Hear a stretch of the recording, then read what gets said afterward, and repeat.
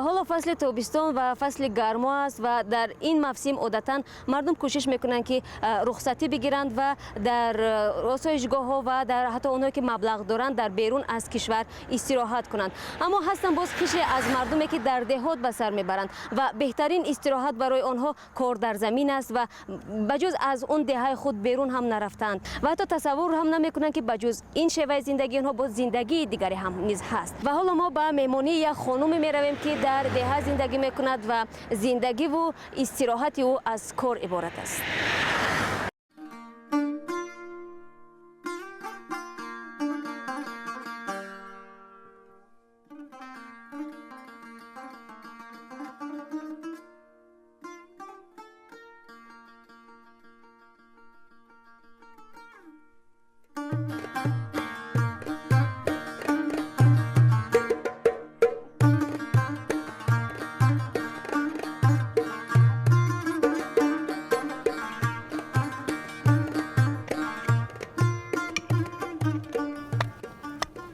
مونده کار سلامت باشی دختر جان. نه نه چه خلم نرسوندی؟ مشکل نیست؟ نه چه؟ کاری هر روزا. بیننده عزیز این که از خالای ما هستند، نامشان حبیبه عبدالله و ساکنی 63 ساله دهه بابا سرخان نایه ایسا.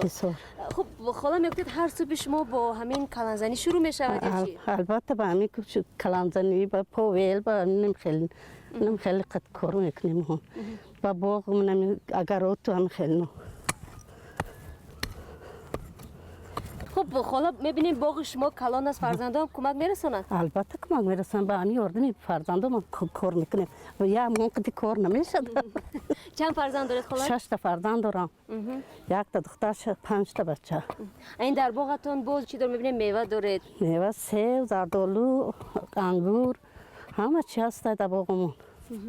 این روز شما گیم به همین باغکاری میگذرد یا باز یگان مشغولیت دیگه هم داره؟ نه یگان دیگه مشغول، فقط نمی باغ من گندم میکاریم، نمی خیلی کارو قطعی باغ دارو میکنیم، باغ نگاه بین میکنیم، دارو میکنیم و یا پاویل میکنیم. انگورش که شد میچینیم، انگور خراب که اومد و یادم میتیم. با کی میفروشید خلا؟ نمی افغانا میبیان میگیرن میرن. افغانا کوفته منزلش میبیان؟ البته. نرخش ارزان است یا چی؟ خب نرخ ارزان است، خیلی همین کشک بازار آسان تر داد میچینیم، همین باغ دادن میگیریم. نمی خیلی کنیم. مثلا فقط انگور میفروشید یا باز یگان نوی میوه دیگه؟ آلوچه میفروشیم، انگور میفروشیم، گیلاس های همه چی میفروشیم.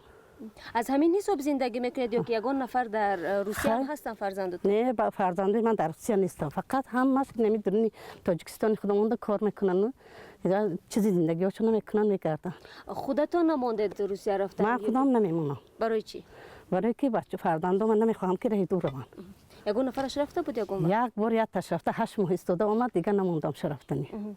کارش چقدر بود در روسیه؟ کارش نقد بود، پول روی کرد، زمین گرفته کن نکی نموندم دیگه، گفتم دیگه نمیمونم. مثلا چقدر تماس صحبت تلفنی میکردید، گریه میکردید، نمیکردید برگردید چی؟ هر وقتی که تلفن میکرد بچه ما از تلفن میکرد شروع گاو میزد. انا ما ایس گیره میکردم دیگه گاو زدن نمیتونستم. من میگفتم که اكو دیگه اكو اومدی دیگه نمیمونم طرفتنی دیگه همین قشلاق ریسک نصیبت یا همین تاجیکستان خودمون چوکره یا خی یا تینون راحتی جنگو نیم تینون راحتی یا تینون بالای جو میگرد روسیه گفته امروز راهی دور جایی بیگانه.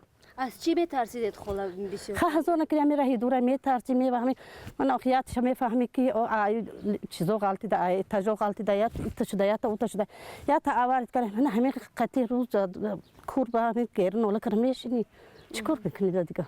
خلا مثلا هر روزتون که در همین باغ گذرد وقتی تلویزیون تماشا کنی دارد یا یگان؟ با وقتش میویم با تماشا میکنیم کینوی میبرم دیگه با تماشا. کدام کینه تماشا میکنه؟ من کینوی فریده میگه تماشا خشتابانی ظالم تماشا میکنه.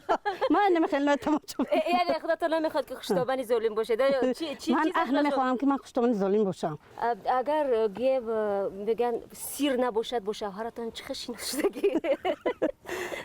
در چند سالگی شما خونه داشتید خاله؟ 18. صنفی چند تام کارش؟ صنف 8 تمام کردم. معلومات ولی ندارید. نه.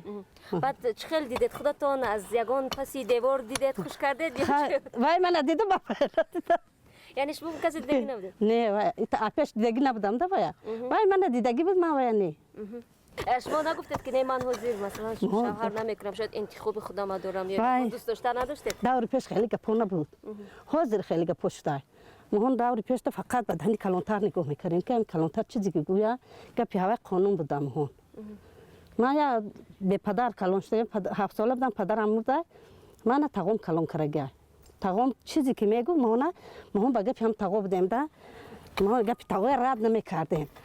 خواجان شما مثلا نخواستید یکم بار کینو روید یا اینکه تئاتر روید؟ نخواستم عقل من نمیگرفته نه مهون کینو تئاتر من همین اوغلی گو باغ و راه من همینو اینا خیلی جالب‌تر است. گو میجوشم گیبه تپاک میکنیم آخی شیری به قطیق میکنیم گودا که چوداگ میخوره من باغ کینو تئاتر هوای میداریم باغ دا کینو تئاتر مهون هوای کندوی درخت تماشا میکنیم میوه تماشا میکنیم غذای معنویش بیشتر است میکنید. البته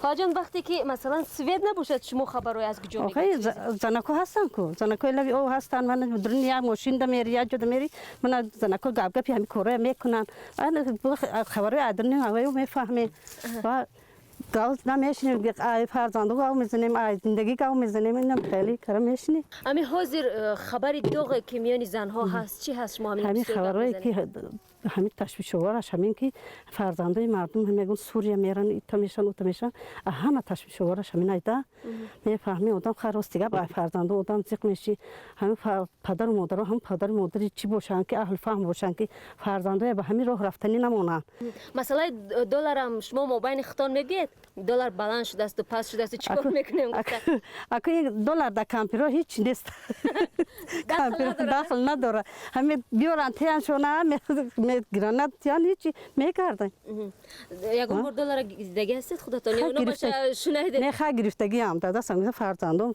شکر سری فرزندم اورا میبرم نه روزای دین راجین میشه میبرم دادا سامیتیان اون چه پدر که گفتم وای میکنه بغیری بو اینو وای می آوردگشون با یا دلار کفی دستم میمونن که اوچه جانانی پدر که شما فکر میکنید همین پایداری اویله با چی وابستگی داره که اویله مستحکم باشد تیز جدا نشوند خانه های همین هم دیگر فهمی شوا یا دیگر گپ یا دیگر فهمی اویله جدا نمیشه وقتی مشکلی بسیار باشد در این حالت چی مثلا شوهر کار نکند خا کار نکنه این مجبوری خا چیکار میکنی مجبوری طاقت کنی طاقت کردن در کار هر جا پستی بلندی دا باید آدم طاقت کنه اگر به تنگ آین چی؟ به تنگ هم که باید طاقت میکنی یعنی مسئولیت زن طاقت کردن است نه یا که زن طاقت کردن هم زن طاقت کنه اگر مرد برد میکنه مرد نه که زن طاقت نکنه که تو چی هستی که من هستم گو انا وقتا بعد